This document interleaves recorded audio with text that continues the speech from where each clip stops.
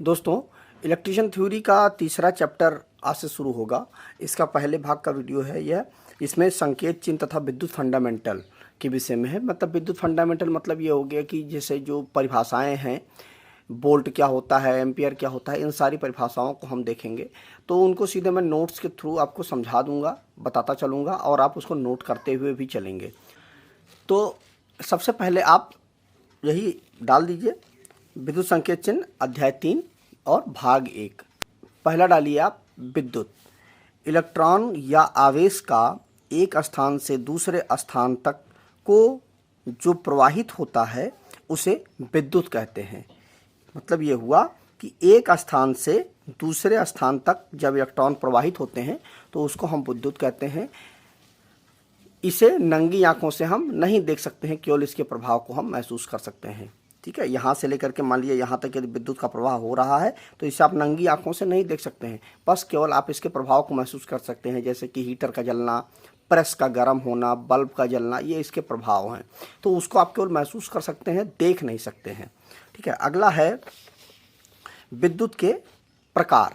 विद्युत के प्रकार आप इसको दोस्तों नोट करते भी चलिएगा। ठीक है, इन सारी चीज़ों को आप नोट करते भी चलिएगा पास करके। अगला है विद्युत के प्रकार। कितने प्रकार की विद्युत होती है? स्थिर विद्युत और गतिशील विद्युत। स्थिर विद्युत में क्या होती है?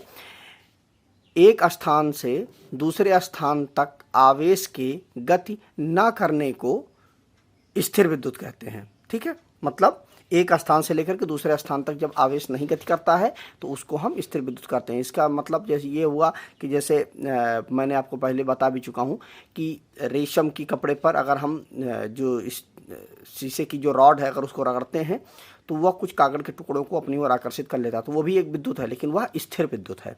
ठीक है, उसके बाद गतिशील विद्युत क्या है? इस विद्युत को केबल अर्थात माध्यम से एक स्थान से दूसरे स्थान तक भेजा जा सकता है। मतलब जो हमारे घरों में विद्युत आती है, नॉर्मल विद्युत होती है, इसको हम एक स्थान से दूसरे स्थान तक किसी माध्यम का मतलब ये हो गया किसी कंडक्टर के माध्यम से एक स्थान से दूसरे स्थान तक हम भेज सकते हैं। तो यह गतिशील विद्युत का उदाहरण हो गया। जैसे हमारे घरों में जो बिजली आती है 220 वोल्ट की, 440 वोल्ट की। ठीक है, उसके बाद अगला जो है वोल्ट है। किसी चालक के किन्हीं दो बिंदुओं के बीच बिजली के दबाव का वह अंतर है जिस कारण इसमें से एक एम्पियर का निरंतर करंट गुजरता है। किन्हीं दो बिंदुओं, ठीक है, किन्हीं दो बिंदु, मान लीजिए यहाँ से लेकर के यहाँ तक के किन्हीं दो बिंदुओं के बीच बिजली का वह अंतर है। मतलब देखिए, यहाँ मान लीजिए इधर से विद्युत आ रही है। ठीक है, तो अब जब इधर से विद्युत आ रही है तो यहाँ से लेकर के यहाँ के बीच में कुछ ना कुछ तो विद्युत का अंतर होगा ही, क्योंकि यहाँ पे विद्युत का कुछ अंतर होगा, यहाँ इसके बीच का कुछ रेजिस्टेंस होगा, उसके बाद यहाँ का कुछ विद्युत होगा। ठीक है, क्यों? क्योंकि रेजिस्टेंस की वजह से वोल्टेज ड्रॉप हो जाएगा। तो इनके बीच में जो भी विद्युत का जो ड्रॉप हो रहा है, वोल्टेज का जो ड्रॉप हो रहा है, मतलब, और उन दोनों को आप माइनस करें, क्योंकि यहाँ की विद्युत ज़्यादा होगी, यहाँ की विद्युत कम होगी, वोल्टेज कम होगा। मान लीजिए यहाँ पर 210 है, यहाँ पर 205 ही हो गया, तो 5 वोल्ट का अंतर आ गया ना। तो जो भी अंतर हुआ जिस कारण, मतलब वो जो ड्रॉप हो रहा है उसी कारण इसमें से 1 एम्पियर का निरंतर करंट गुजरता है। मतलब इस रेजिस्टेंस के कारण जो करंट जो बनेगा, जो करंट गुजरेगा इसमें से, वही हमारा जो करंट गुजरता है तथा 1 वाट की ऊर्जा उसमें खर्च हो रही है।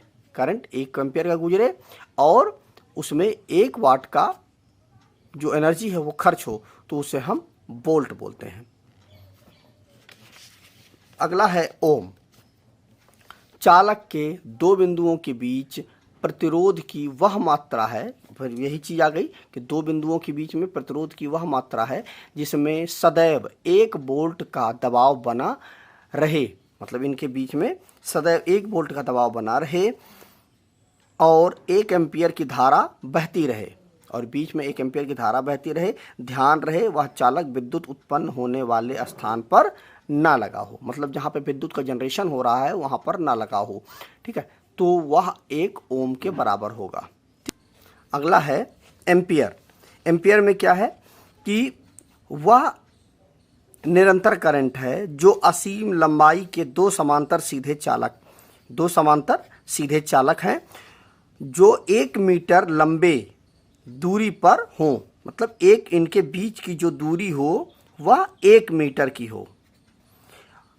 और निर्वात में रखे गए हों, मतलब ऐसी जगह पर रखे गए हों जहां पर कोई भी हवा ना हो, मतलब वायु रहित जगह पर रखे गए हों, और उनके बीच 2 × 10⁻⁻7 2 × 10⁻⁻7 मीटर केजी का बल प्रति मीटर लंबाई पर पैदा हो, मतलब हर जगह पर इतना ही लंबाई पर पैदा हो। मतलब देखिए, कहने का मतलब ये है कि कोई भी 2 समांतर चालक हों, इस तरह से 2 कंडक्टर हों, इनकी लंबाई असीमित हो, कोई दूरी की बात नहीं कही गई है, यह असीमित हो, चाहे 10 मीटर की हो, चाहे 100 मीटर की लंबे तार हो, और इनके बीच में 1 मीटर का गैप हो, मतलब 1 मीटर यहाँ पर भी हो, 1 मीटर यहाँ पर भी हो, 1 मीटर यहाँ पर भी, मतलब हर जगह पर 1 मीटर का ही गैप होना चाहिए। और ये निर्वात में रखे गए हों, ये हमारे कंडक्टर, और इनके बीच में 2 × 10⁻⁻7 मीटर पर केजी का बल खिंचाव हो। ठीक है, इनके बीच में खिंचाव हो, क्योंकि 2 है ना, तो दोनों के बीच में अगर जब सप्लाई चलेगी तो इनमें क्या होगा, खिंचाव होगा, आप अपनी तरफ खींचेंगे, तो इतना अगर इसके अंदर प्रेशर लग रहा है, खिंचाव हो रहा है मीटर प्रति लंबाई पर, हर मीटर पर इतनी ही, मतलब हर जगह पर इतना ही अगर इसमें के अंदर खिंचाव हो रहा है, तो उसको हम 1 एम्पियर बोलेंगे। अगला है कूलाम। कूलाम क्या है कि बिजली की वह मात्रा है जो 1 एम्पियर का करंट 1 सेकंड में स्थानांतरित करता है। ठीक है, मतलब जो यह कूलाम होता है वह बिजली की वह मात्रा है जो 1 एम्पियर का करंट 1 सेकंड में यहां से लेकर के यहां तक स्थानांतरित करता है, उसको हम 1 कूलाम बोलेंगे। अगला है दोस्तों फैराड। बिजली के कैपेसिटेंस की वह मात्रा है, क्योंकि देखिए फैराड जो होता है वह बिजली के जो कैपेसिटर होता है उसकी कैपेसिटी को बताता है, कितने माइक्रो फैराड का कैपेसिटर है या कितने फैराड का कैपेसिटर है। तो वही चीज़ है कि बिजली के कैपेसिटेंस की वह मात्रा है, बिजली की स्टोर करने की वह मात्रा है जो कैपेसिटर की प्लेटों में 1 वोल्ट का बिजली का दबाव पैदा करता है। ठीक है, मतलब उतना या जो इतनी बिजली स्टोर कर ले कि उसमें जो मतलब दोनों प्लेटों, जिससे देखिए क्या होता है कि जो हमारा कैपेसिटर होता है वो कुछ इस तरह से होता है, ये हमारा कैपेसिटर का सिंबल है। तो वही चीज़ कह रहा है कि इसमें जो कैपेसिटेंस का मतलब ये होता है कि जो कैपेसिटर होते हैं वो कितनी ऊर्जा को अपने अंदर स्टोर कर लेते हैं, जितनी ऊर्जा को स्टोर करेंगे, बिजली को स्टोर करेंगे, वही उनका कैपेसिटेंस होगा। तो वह मात्रा है जो ऊर्जा स्टोर किया, उसकी वह मात्रा है जो कैपेसिटर की प्लेटों में 1 वोल्ट का बिजली का दबाव, इनके बीच में 1 वोल्ट का बिजली का दबाव पैदा करता है। जब इसको 1 कूलाम का बिजली का चार्ज दिया जाता है, जब 1 कूलाम बिजली का चार्ज दिया जाए तो 1 वोल्ट का इनके बीच में, प्लेटों के बीच में खिंचाव हो। ठीक है, तो उसको हम 1 फैराड बोलते हैं। उसके बाद अगला जो है हमारा न्यूटन। अब न्यूटन क्या है, बल की इकाई है तथा 10⁵ डाइन के बल के बराबर है। यह वह बल है जो 1 किलोग्राम के भार को प्रति सेकंड का विस्थापन करता है। ठीक है, तो वह 1 न्यूटन बल हो गया। जूल कार्य की इकाई है। यह वह काम है जो 1 न्यूटन के बल के विरुद्ध 1 मीटर की दूरी चलने के लिए किया जाता है। मतलब 1 न्यूटन की दूरी, जो 1 मीटर की दूरी जो है चलने के लिए किया जाता है, उतना बल।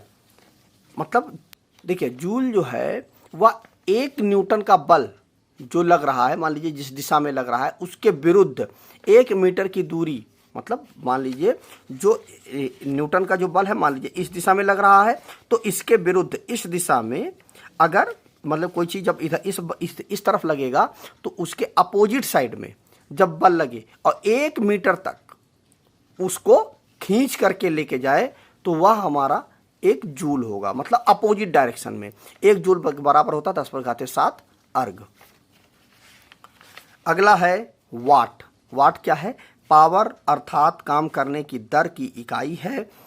यह वह पावर है जो 1 जूल पर सेकंड की दर से काम करती है, वह वाट हो गई। 1 जूल पर सेकंड इक्वल टू 1 वाट होता है, या 746 वाट बराबर 1 HP होता है। अब ये कुछ भौतिक अंक हैं, इनको आप नोट कर लीजिए, ये फिक्स हैं। और ये जो भी परिभाषाएं मैं बता रहा हूँ ना, ये सारी चीज़ें फिक्स होती हैं, इनमें कोई परिवर्तन नहीं होता है। इसलिए इन चीज़ों को आप ऐसे यथावत नोट करते चले जाएं, थोड़ा बहुत समझ लें आप, ठीक है। लेकिन आपको इनको कंठस्थ करना ही पड़ेगा। परमेबिलिटी ऑफ फ्री स्पेस होता है 4 पाई × 10⁻⁻7। पाई का मान 3.1416। Permittivity of free space 8.85 × 10⁻12। Electron volt 1.602 × 10⁻19 joule. Electron charge 1.602 × 10⁻19 coulomb. और माइक्रोन 10⁻6 m। तो ये हो गया दोस्तों, कुछ भौतिक अंक हो गए। इसके बाद अब आइए अगला देखते हैं हम, पदार्थ। कोई भी वस्तु जो स्थान घेरती है तथा जिसका अनुभव हमें ज्ञानेंद्रियों द्वारा होता है, उसको हम पदार्थ बोलते हैं। मतलब जो स्थान भी घेरे और उसको हम छू भी सकें, वह हमारा पदार्थ होता है। द्रव्यमान या किसी भी वस्तु के द्रव या पदार्थ की मात्रा को प्रकट करता है। द्रव्यमान के मतलब कितना है, वह कितनी मात्रा में है, वह द्रव्यमान होता है। भार क्या है? यह वह बल है जिससे कोई वस्तु धरती के केंद्र की तरफ खींची जाती है। इसकी लंबाई पाउंड या केजी में होती है। मतलब कोई भी वस्तु है, मान लीजिए यह स्केच है, तो इसको आप छोड़ेंगे ना तो ये जमीन की, यह नीचे की तरफ जाएगा। तो नीचे की तरफ किस तरफ जाएगा? पृथ्वी के केंद्र की तरफ जाएगा। तो जो खींचा जाता है वही हमारा भार होता है। कितनी तेजी से खींचा जा रहा है, इसकी जो इकाई होती है वह पाउंड होती है या किलोग्राम होती है। गति, यह चलती हुई वस्तु की वह दर है जिससे वह अपना स्थान बदलती है। मतलब कोई भी वस्तु ऐसे चल रही है ना, तो वह अपना स्थान जो बदल रही है उसकी वह दर है, किस तरह से वह स्थान बदल रही है या अपने पथ पर आगे बढ़ती है। ठीक है, वही हमारी गति होती है। स्पीड बराबर होता है चली गई दूरी बटे दूरी तय करने में लगा समय। अगला है वेग, या किसी वस्तु की विशेष दिशा में स्थिति बदलने की गति है। किसी भी विशेष दिशा में जो अपनी स्थिति है उसको बदलने की गति है या दर है, उसको हम वेग बोलते हैं। अगला है प्रवेग, या समय के अनुपात में किसी वस्तु के वेग में आने वाला परिवर्तन की दर है। किसी मतलब जब कोई भी वस्तु चलती है तो उसके वेग में जो आ रहा परिवर्तन है उसकी दर, उसी को हम वेग कहते हैं। इसकी जो इकाई होती है मीटर प्रति वर्ग मीटर या सेंटीमीटर स्क्वायर है। बल, यह वह बल है जो किसी वस्तु की विराम अवस्था को चाल में बदलता है। मतलब कोई वस्तु विराम अवस्था में है, उसको चाल में बदलने के लिए जितने बल की जरूरत होती है, जितने ताकत की जरूरत होती है, वही हमारा बल होता है या लाने का प्रयत्न करता है। मतलब किसी चीज़ को, अगर कोई चीज़ स्थिर है तो उसको मतलब इसकी जगह पर परिवर्तन करने के में जो बल लगता है वह हमारा बल होता है। या यह अगर बहुत मजबूत है, फिक्स है, तो इसको खिसकाने के लिए जो प्रेशर लगेगा वह हमारा बल कहलाता है। डाइन क्या है? यह बल को मापने की इकाई है। यह वह बल है जो 1 किलोग्राम के भार में 1 सेंटीमीटर पर सेकंड का वेग पैदा करता है, वह हमारा डाइन कहलाता है। पाउंड, यह वह बल है जो 1 किलोग्राम भार में 1 मीटर पर सेकंड का वेग उत्पन्न करता है। अगला है हमारा न्यूटन का नियम। पहला नियम है, जब तक कोई बाहरी बल किसी वस्तु की अवस्था बदलने का यत्न ना करे, तब तक वह वस्तु अपनी स्थिर और गति की स्थिति में बनी रहती है या स्थिति को अपनी नहीं बदलती है। मतलब अगर कोई वस्तु अगर ऐसे चल रही है तो वह चलती ही रहेगी। अगर कोई चीज़ स्थिर है तो वह स्थिर ही बनी रहेगी तब तक जब तक इस पर कोई बाहरी बल ना लगाया जाए। मान लीजिए मोटरसाइकिल है या साइकिल है, एक बार आपने पैडल लगा दिया, पैडल दबा दिया तो वह हमेशा चलती ही रहेगी। अगर कोई साइकिल खड़ी है तो वह खड़ी ही रहेगी जब तक कोई बाहर से कोई बल उस पर ना लगाया जाए। जब उस पर खड़ी है साइकिल, उस पर बाहर से बल लगाया जाएगा तो वो चलने लगेगी। अब अगर कोई साइकिल चल रही है तो अगर उस पर कोई बाहरी बल लगाया जाएगा तभी वह रुकेगी। तो वही चीज़ हो रही है कि तब तक वो अपनी स्थिति में परिवर्तन नहीं करेगी। दूसरा है किसी वस्तु के वेग परिवर्तन की दर उसमें लगाए गए बल के अनुपात में होती है। मतलब जितना उस पर बल लगाया जाएगा उसी तरह उसका वेग का परिवर्तन होगा, मतलब उसकी स्थिति में परिवर्तन होगा तथा बल की दिशा का ही अनुसरण करेगी। मतलब जिस साइड में बल लगेगा उसी दिशा में ही वह अपना विस्थापन करेगी। अगला है हमारा क्रिया प्रतिक्रिया नियम। क्रिया प्रतिक्रिया नियम तो बहुत सिंपल चीज़ है कि कोई भी क्रिया क्या अपोजिट प्रतिक्रिया होती है। जैसे हमने मान लीजिए हमने बंदूक से गोली चलाई तो जितनी तेजी से गोली बाहर निकलेगी उतनी ही तेजी से वह पीछे भी झटका देगी। तो वह हमारा क्रिया प्रतिक्रिया नियम हो गया। अगला है हमारा टार्क। या किसी वस्तु को घुमाने के लिए दिया गया मोमेंट है। मतलब किसी वस्तु को घुमाने के लिए जो दिया गया मोमेंट होता है उसको हम टार्क बोलते हैं। अगला है हमारा काम। जब कोई बल किसी वस्तु को चलाता है तो उसे काम कहते हैं। कोई भी बल किसी वस्तु को जब चलाता है तो वह काम होता है। काम बल तथा बल की दिशा में चली गई दूरी का गुणनफल है, जो हमारा काम है। कार्य बराबर होता है बल गुणे विस्थापन। पावर क्या है? काम करने की दर को पावर कहते हैं। अगला है वाट। यह पावर मापने की इकाई है। इसका मान 1 जूल पर सेकंड के बराबर होता है। स्थितिज ऊर्जा क्या है? यह ऊर्जा किसी वस्तु के स्थिति में बदलने के कारण पैदा होती है। स्थितिज ऊर्जा बराबर होता है द्रव्यमान गुणे ग्रेविटी गुणे ऊंचाई। अगला है गतिज ऊर्जा। यह ऊर्जा किसी वस्तु में उसकी गति के कारण पैदा होती है। काइनेटिक एनर्जी बराबर होता है हाफ द्रव्यमान गुणे वेलोसिटी का स्क्वायर। इसकी इकाई जूल होती है। अगला है ताप। यह ऊर्जा का वह रूप है जिसके कारण हमें सर्दी या गर्मी दोनों का अनुभव होता है, वह ताप होता है। मतलब कौन सा टेम्परेचर है, ठंडी है कि गर्मी है, जैसा टेम्परेचर होगा उसके अनुसार हम जान जाएंगे। अगला है कैलोरी। यह ताप ऊर्जा को मापने की इकाई है। यह ताप की वह मात्रा है जो 1 ग्राम पानी का तापमान 1 डिग्री सेंटीग्रेड तक बढ़ाता है। मतलब कैलोरी वह होता है, उतनी ऊर्जा होती है कि 1 ग्राम पानी का जो तापमान है वह 1 डिग्री सेंटीग्रेड तक बढ़ा दे, तो वह 1 कैलोरी होती है। अगला है तापमान। कोई वस्तु कितनी गर्म है और कितनी ठंडी है इसी से मापते हैं कि वह कितनी गर्मी है कितनी ठंडी है। मतलब जैसे होता नहीं है 20 डिग्री सेंटीग्रेड तापमान है, 15 डिग्री सेंटीग्रेड तापमान है, मतलब वह इतनी गर्म है, -40 डिग्री टेम्परेचर है, ठीक है, तो वह कितना ठंडा है कितना गर्म है, इसको मापने की इकाई तापमान होती है। तो आज कुछ हमने परिभाषाओं को देखा है। इसके बाद आगे कुछ वीडियोस में कुछ और परिभाषाएं हम देखेंगे। तो आज के इस वीडियो में बस इतना ही। नमस्कार दोस्तों।